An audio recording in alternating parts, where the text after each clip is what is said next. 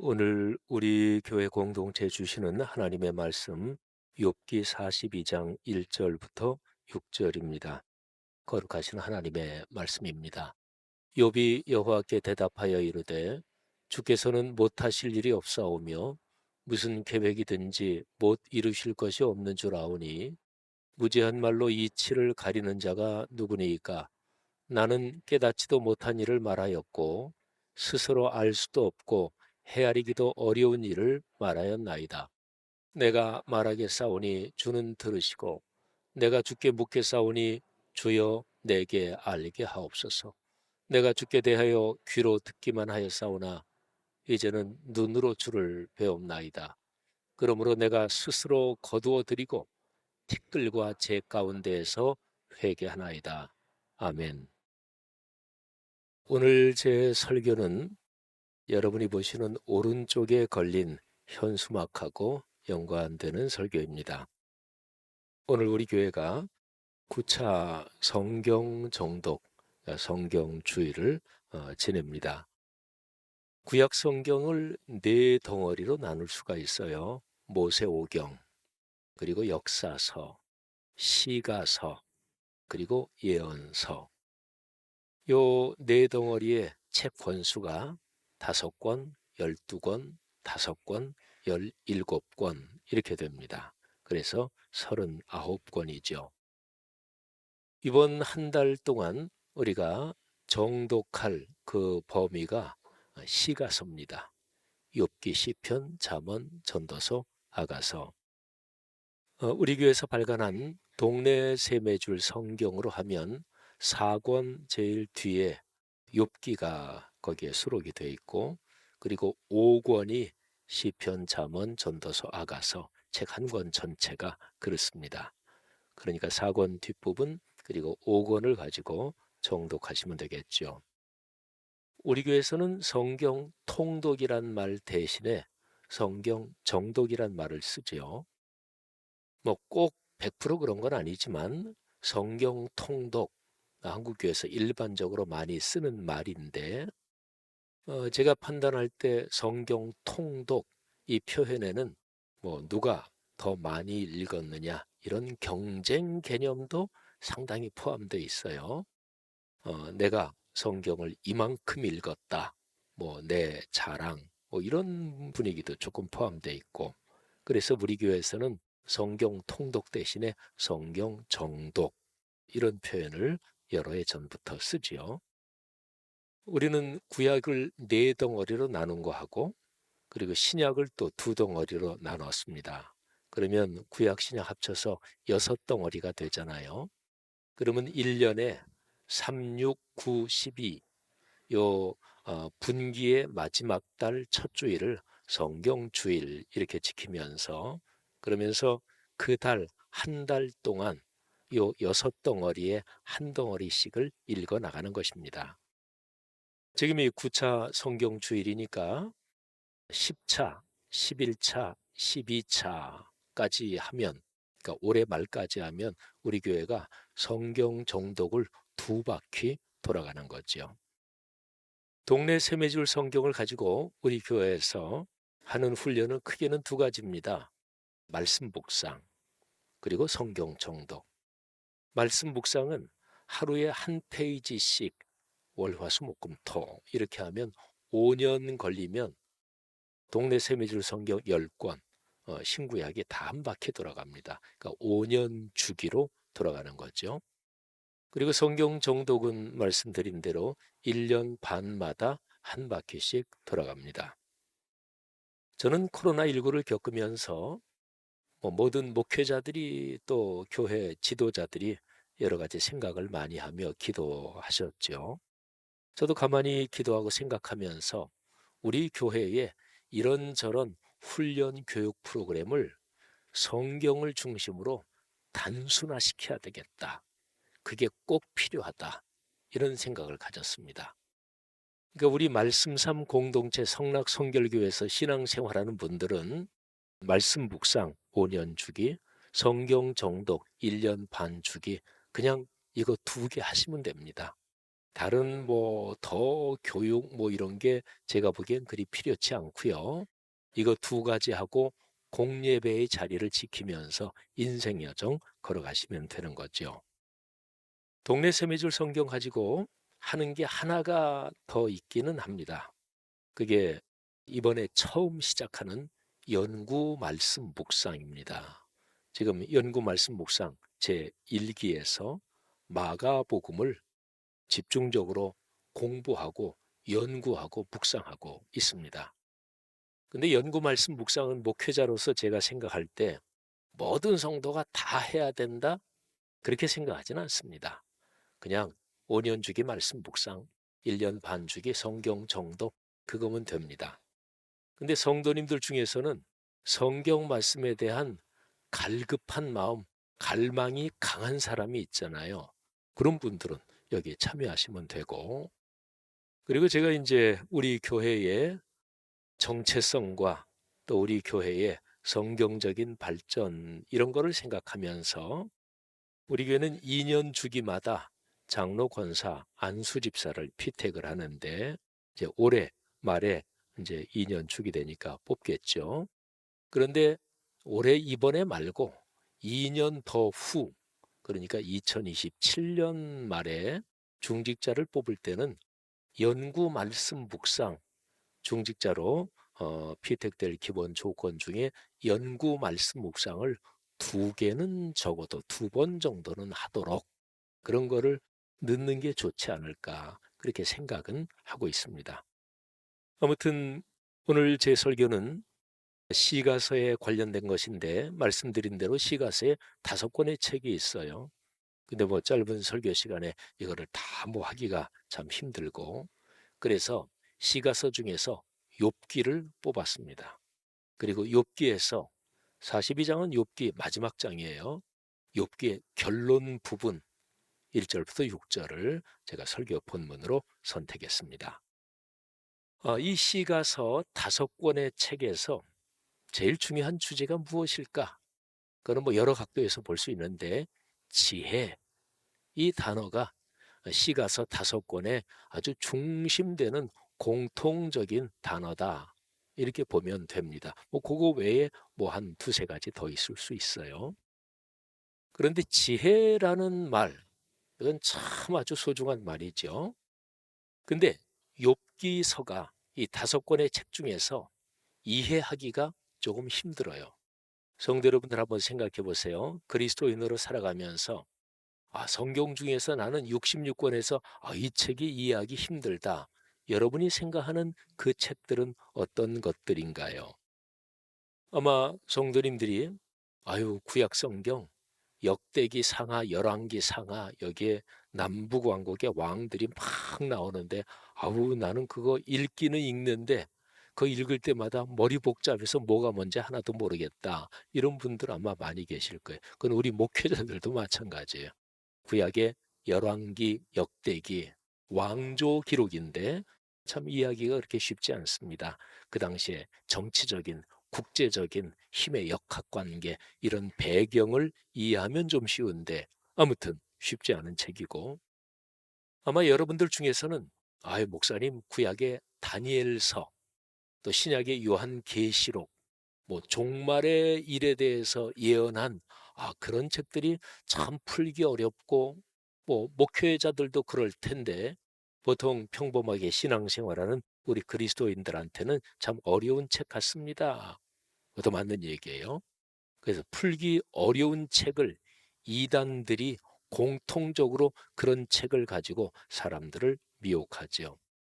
자, 그런데 성경에서 이해하기 어려운 책 중에 하나가 사실은 욥기 시편 잠언 전도서 아가서 이 시가서가 이해하기 어려워요.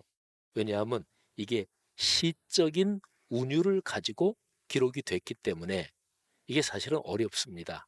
시라는 게 뭐 문학적인 이 장르인데 그러니까 시나 산문이나 이 문학적인 장르에는 상징, 비유 이런 게 뭐 많잖아요.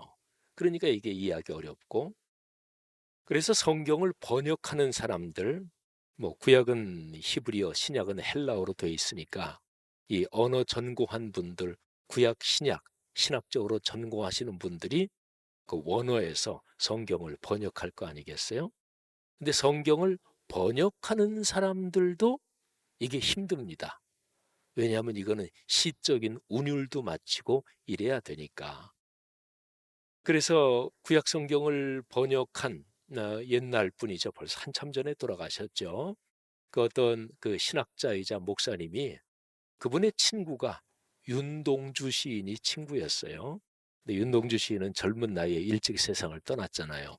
그런데 그 친구이며 구약학자고 그래서 성경을 번역하는 데 참여했던 그 목사님이 야, 동주, 네가 살아 있었으면 그야말로 이런 성경을 번역하는데 내가 아주 적임잘 텐데 뭐 이런 아쉬움을 토로하기도 했죠.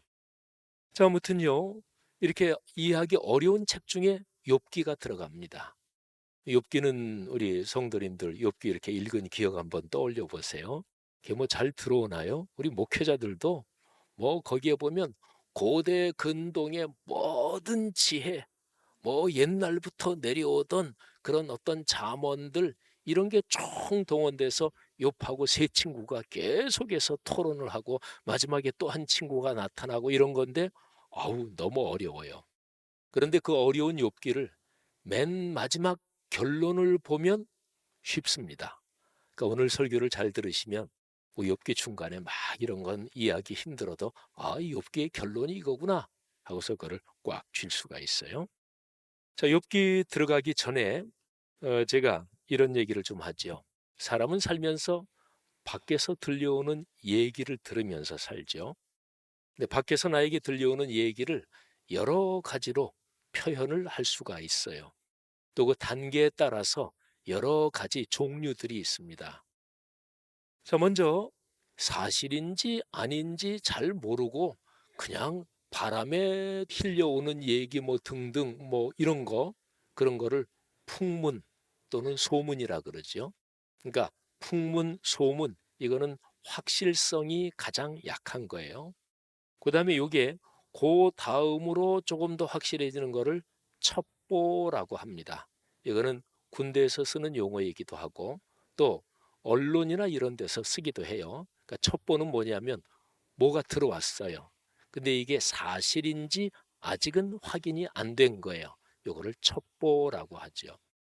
그런데 이제 이 첩보를 이렇게 저렇게 검토해 봤더니 사실이 맞아. 그거를 정보라고 합니다. 자, 세 단계를 말씀드렸어요. 풍문, 소문, 그리고 첩보, 그리고 정보. 근데 이제 정보하고 좀 전통적인 표현으로 제가 얘기하면 지식이라는 표현이 있죠. 그러면 정보, 지식, 이거는 뭐 같은 말일 수가 있죠. 자, 정보, 지식.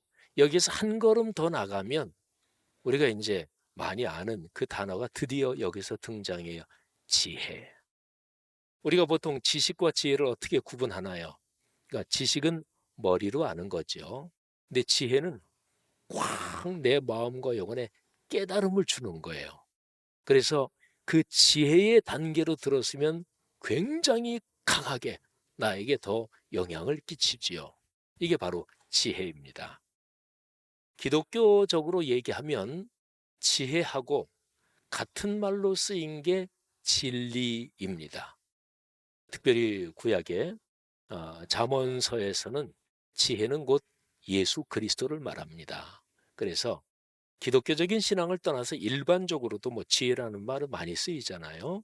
근데 기독교적으로 보면 지혜 그리고 진리 뭐 같은 단어로 봐도 좋고 아니면 최종적으로 궁극적으로 있는 거 그거를 진리라고 얘기하면 됩니다.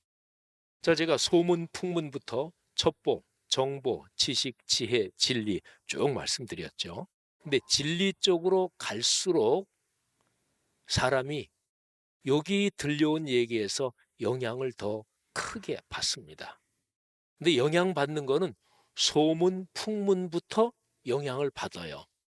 여러분, 뭐 우리 사회 뭐 이런저런 얘기 요즘 갈등이 심한데 누가 야, 너 요즘 한참 얘기되는 그거 있잖아. 그게 실제로 이렇고 이렇고 이렇대. 근데 얘기해 주는 친구도 사실인지 몰라. 그리고 듣는 사람도 친구가 그렇게 얘기하니까 사실인지는 모르지만 그런 얘기를 내가 들었어. 이런 것도 사람에게 영향을 끼칩니다. 그러니까 소문 풍문부터 시작해서 진리까지 밖에서 들려오는 얘기는 사람에게 반드시 영향을 끼칩니다. 근데 진리 쪽으로 갈수록 영향을 끼치는 게 더 강해집니다. 그러니까 소문 풍문, 그리고 또 첩보, 정보, 이렇게 들으면 사람에게 영향을 끼치는데 내가 행동하는 거에 영향을 끼칩니다. 예를 들면 야, 뭐 이런 거 이렇대. 혹시 주식 투자하시는 분들 또는 뭐 부동산 투자에 관심 많으신 분들, 야, 이게 미국이 지금 이런데 이게 우리나라 금리가 이렇게 되고 이렇게 되는데, 나는 전문가가 아닌데 친구가 그렇게 그래? 그럼 은행에서 빨리 돈 빼서 뭐 다른 데로 이렇게 이동해야겠네? 그러니까 내 행동에 영향을 끼치잖아요. 풍문 소문도, 첩보도, 증권시 찌라시들도 사람 행동에 영향을 끼칩니다. 그런데요, 이게 점점 진리 쪽으로 갈수록 어디에 영향을 끼치냐면 속 사람에 영향을 끼칩니다. 특별히 지식에서 지혜로 넘어가면서 지혜를 깨닫잖아요. 그러면 사람의 속이 변해요. 제가 아주 좋아하는 표현으로 말하면 인격이 변하는 거예요. 속 사람이 변하는 거예요. 속 사람이 변하면 겉의 일상, 이거는 사실은 자동적으로 변하지요. 그러니까 풍문, 소문, 첩보, 정보, 뭐 지식 2단계까지는 겉의 일상, 행동이 바뀌는데 속이 바뀌는 건 아니에요. 근데 진리를 깨달았다. 그러면 사람이 속이 변하고 인생관이 바뀌고 사람이 바뀌는 거예요. 사랑하신 여러분, 욥기는 말씀드린 대로 지혜를 얘기한 책이고, 또 욥기의 맨 마지막은 그는 하나님이 드디어 나타나셔서 욥을 만나 주십니다. 자, 오늘 그 장면, 욥이 하나님을 만나고 나서 그 다음에 하나님 앞에 고백한 내용이 오늘 42장 1절부터 6절이에요. 자, 그런데 여기에서 욥이 이렇게 얘기합니다. 욥은 지식이 많은 사람이었고 지혜도 많은 사람이었어요. 그래서 욥이 무지무지한 고난을 당하고 이 고난이 왜 오는지 도대체 모르겠어. 보통 세상에서는 권선징악을 얘기하잖아요. 선하게 사는 사람은 상을 받고 악하게 사는 사람은 벌을 받는다. 이게 권선징악이잖아요. 근데 그 공식으로 욥을 보면 도무지 이해할 수가 없어. 욥 자신도 그렇게 생각했어요. 하나님, 제가 무슨 악한 일을 했습니까? 왜 제게 이렇게 환난과 극심한 죽을 정도의 고통을 주십니까? 그 친구들이 와서 야, 욥, 너 이러니까 벌을 받는 거야.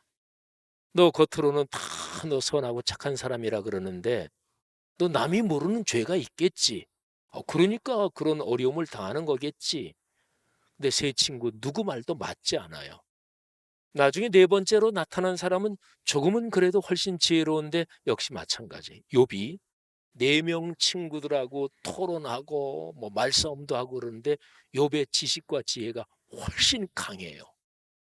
그러니까 욥이 무지무지하게 말을 하고 그러면서 자기의 가진 지식과 지혜 이걸로 얘기하면서 도무지 이해가 안 가요. 하나님, 저 좀 만나 주세요. 저한테 좀 직접 얘기 좀 해주세요. 그런데 드디어 하나님이 나타나신 거예요. 그리고서 욥이 하나님을 만나고 나서 여기 42장 1절부터 6절 하는 얘기를, 요점이 그거예요. 하나님, 제가 무지했습니다. 하나님, 제가 무지한 사람이면서 제가 모든 걸 알고 있는 양 제가 떠벌렸습니다. 주님, 죽을 죄를 지었습니다. 회개합니다. 이게 요점이에요. 자, 그런데 오늘 여기 4절이 참 중요한데요. 자, 4절을 제가 다시 한번 읽어 드릴 테니까 한번 들어보세요. 욥이 말하는 거예요. 하나님, 제가 말하겠사오니 주님은, 하나님은 들으시고 제가 주님께 묻겠사오니 주여 제게 알게 하옵소서. 욥이 하나님을 만나고 나서 지극히 겸손하고 지극히 낮아진 자세로, 주님, 제가 좀 말씀드릴 테니까 들어주세요. 제가 좀 모르는 거 참 조심스럽게 여쭤볼 테니까 제게 알려주세요. 이렇게 하는 거죠. 자, 그런데 이거는 우리가 강단용 성경으로 쓰는 개역 개정판이에요. 새번역 성경, 요거는 사절이 다릅니다. 그러니까 욥이 하나님께 말씀드리는 걸로 돼 있는데 새번역은 하나님이 욥에게 하시는 말씀으로 돼 있어요. 한번 들어보세요. 사절입니다. 이제 욥의 입으로 말하는 거예요. 주님께서 말씀하셨습니다. 욥아, 들어라. 내가 말하겠다. 내가 물어볼 터이니 욥, 너 내게 대답하여라. 이렇게 하나님이 말씀하셨습니다. 이게 뭐 반대잖아요. 그런데 히브리어 원어는 이렇게도 해석할 수 있고 이렇게도 해석할 수 있어요. 그래서 우리 한글 성경도 두 개가 다르게 번역됐는데 영어 성경이나 독일어 성경도 어떤 거는 이렇게 어떤 거는 이렇게 번역됐어요. 그러니까 둘 중에 하나가 틀리고 하나가 맞는 건 아니에요. 그런데 저는 두 개의 번역 중에서 세 번역의 번역이 더 좋습니다. 그러니까 욥기 전체의 문맥의 흐름을 생각하면 욥이 얘기한 게 아니라 하나님이 말씀하셨다. 이게 더 적절하다고 저는 그렇게 봐요. 그러니까 욥이 하나님 딱 만나고 욥이 얼마나 지식과 지혜가 많은 사람이에요. 어떤 친구들이 와도 제 아무리 지혜가 많은 친구들이 와도 욥이 조금도 밀리지 않았거든요. 근데 하나님을 딱 만나고 나서 하나님, 제가 잘못했습니다. 그러니까 하나님을 만나고 나서 깨달은 게 뭐냐면 제가 아무것도 모른다는 거를 알았습니다. 이렇게 된 거예요. 그러니까 요 42장 1절부터 6절에서 욥이 말한다 이것보다도 하나님께서 말씀하시는 거예요. 욥 들어, 내가 말하겠다. 내가 물어볼까? 너 내게 대답 한번 해볼래? 이런 거죠. 자, 제가 42장 1절부터 6절을 새번역 성경으로 한번 읽어드릴 테니까 한번 잘 들어보세요. 욥이 주님께 대답하였다. 주님께서는 못하시는 일이 없으시다는 것을 이제 저는 알았습니다.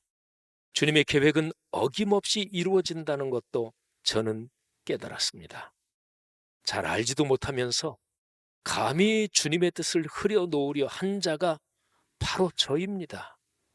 깨닫지도 못하면서 함부로 말을 하였습니다. 제가 알기에는 너무나 신기한 일들이었습니다. 주님께서 제게 말씀하셨습니다. 들어라, 내가 말하겠다. 내가 물을 터이니 내게 대답하여라 하셨습니다. 주님이 어떤 분이시라는 것을 지금까지는 제가 귀로만 들었습니다. 그러나 이제는 제가 제 눈으로 주님을 뵙습니다. 그러므로 저는 제 주장을 거두어드리고 티끌과 잿더미 위에 앉아서 회개합니다.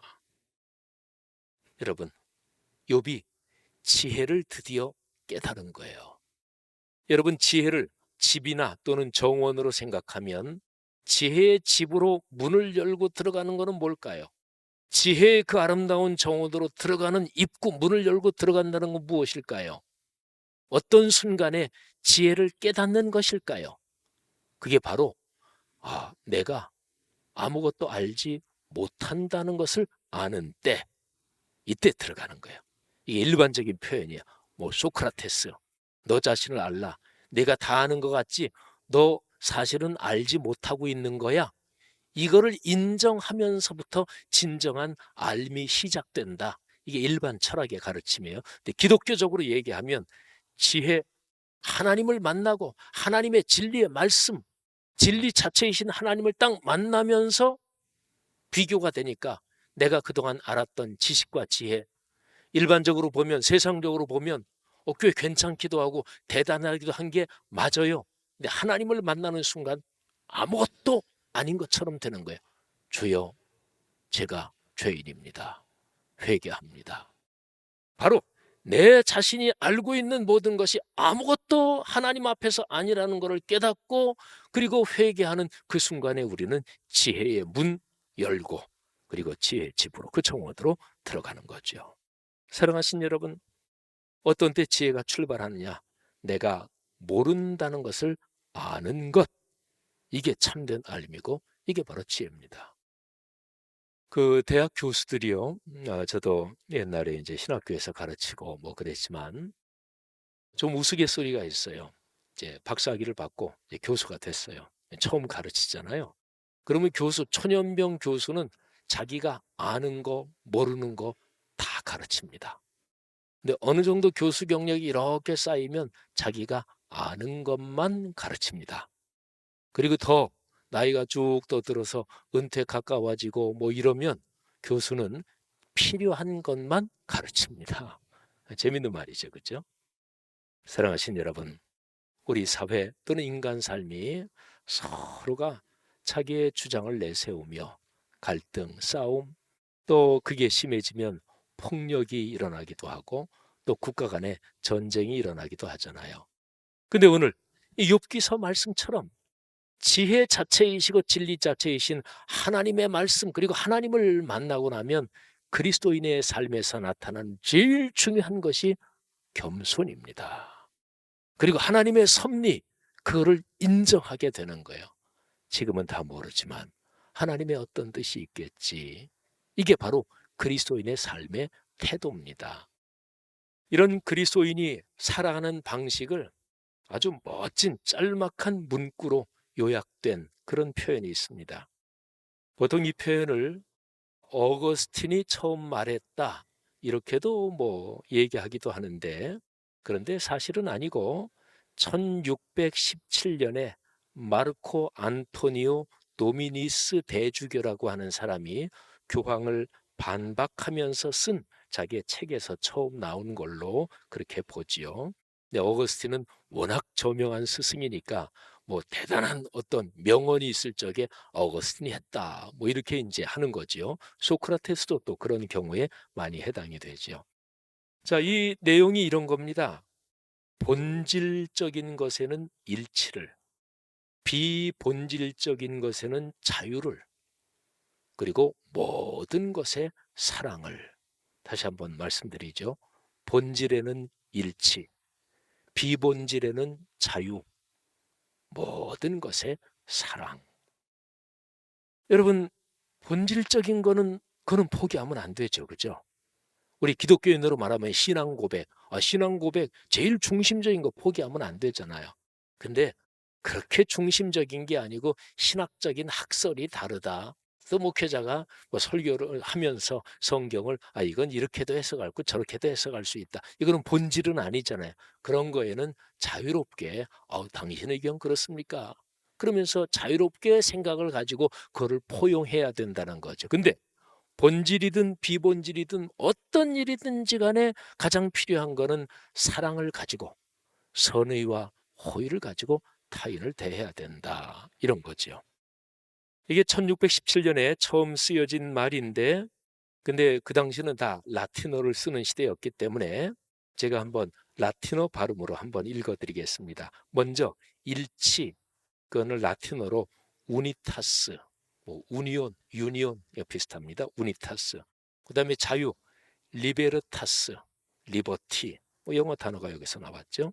그다음에 사랑, 카리타스. 이거는 러브하고는 조금 다르죠. 카리타스. 근데 예수 믿는 사람한테는 카리타스도 꽤 익숙한 단어일 거예요. 이 세 단어가 나옵니다. 제가 라틴어 발음으로 한번 읽으면 in necessariis unitas, in dubiis libertas, in omnibus caritas.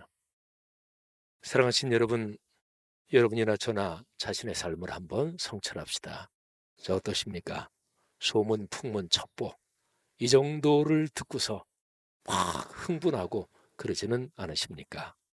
정보는 중요한 것입니다. 또 지식은 중요한 것입니다. 그러나 정보나 지식이 내 속사람 인격을 변화시키지는 못합니다. 정보나 지식 단계까지는 돈 버는 수단도 될 수 있고 내 행동이 이렇게 저렇게 잘못된 영향도 끼칠 수가 있어요.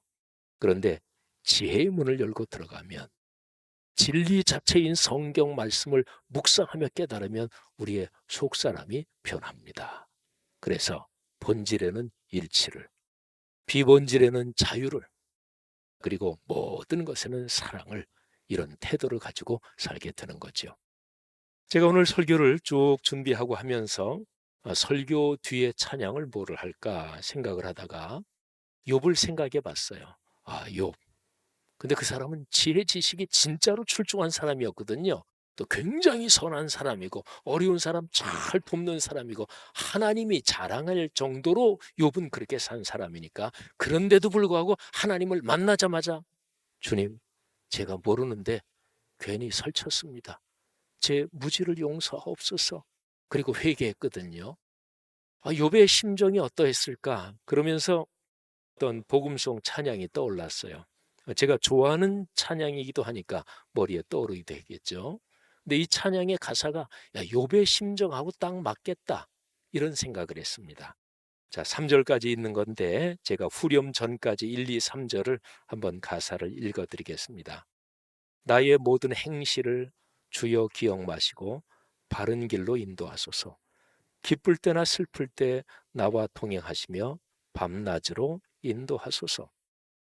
나의 모든 실수를 주여 용서하시고 바른 길로 인도하소서. 주의 크신 사랑과 하늘나라 영광을 나도 전파하게 하소서. 이 땅 위의 모든 것 마지막 날 될 때에 주여 나를 받아 주소서. 주의 얼굴 대할 때 귀한 상급 주시고 면류관을 쓰게 하소서. 후렴이 이렇습니다. 내 모든 형편을 다 기억하시고 늘 나와 동행하옵소서. 나의 생명 주 앞에 남김없이 드리니 주여 나를 지켜 주소서. 어떻습니까? 욥이 하나님을 만나고 나서 이런 심정 가졌을 법 하지 않습니까? 자, 우리 들은 설교 말씀 깊이 새기며 결단하겠습니다.